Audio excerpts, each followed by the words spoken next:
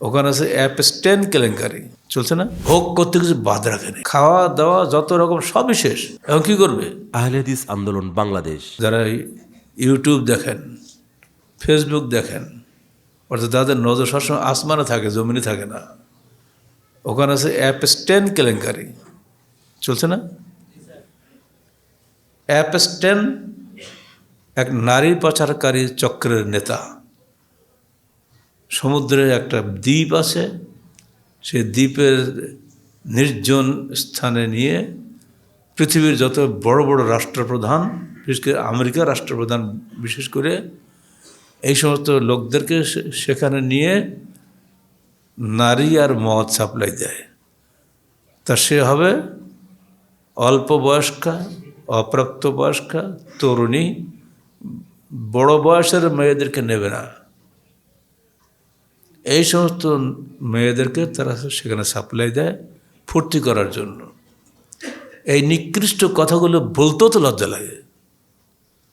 এইগুলি এখন বাংলাদেশের নেট জগতে ব্যাপক হারে প্রচারিত হচ্ছে। অ্যাপস্টেনের এই কেলেঙ্কারির পিছনে একটাই কারণ, যে এরা সব অমুসলিম, খ্রিস্টান এবং দুনিয়া তারা ভোগ করতে কিছু বাদ রাখেনি।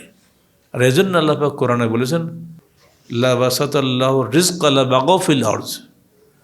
যদি মানুষকে আল্লাহ পাক রিজিক বেশি করে দিতেন, লা বাগাউ ফিল আরজ, ওরা জনপদে বিদ্রোহ সৃষ্টি করত, বাড়াবাড়ি করত।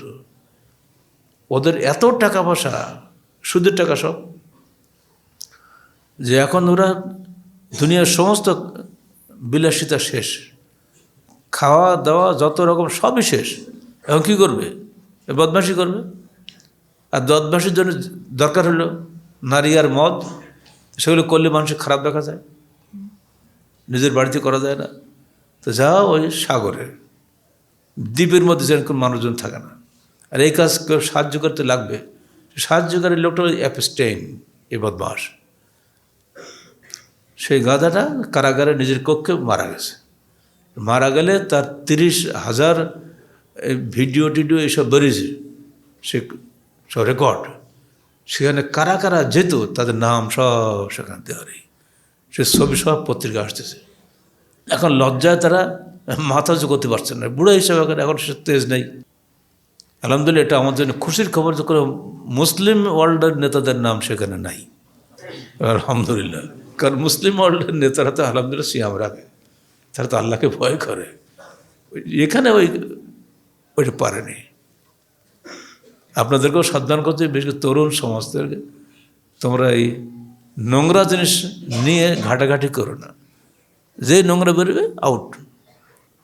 আল্লাহ বলছে সারি বলে আমাক প্রতি রব্বকুম, তোমরা দ্রুত ধাবিত হও আল্লাহর ক্ষমা এবং জান্নাতের দিকে, ইউটিউবের দিকে নয়, এসব নোংরামের দিকে নয়, জান্নাতের দিকে। আর যা সামাওয়াতে বল, আর যা আসমান জমিন ব্যাপী পরিব্যাপ্ত, জান্নাত সৃষ্ট, সেখানে আমাকে যেতে হবে। দুনিয়া থাকবো কতক্ষণ? এই তো এখানে প্রায় ঘন ঘন জানাজা হচ্ছে না আমাদের এই মার্কাজে।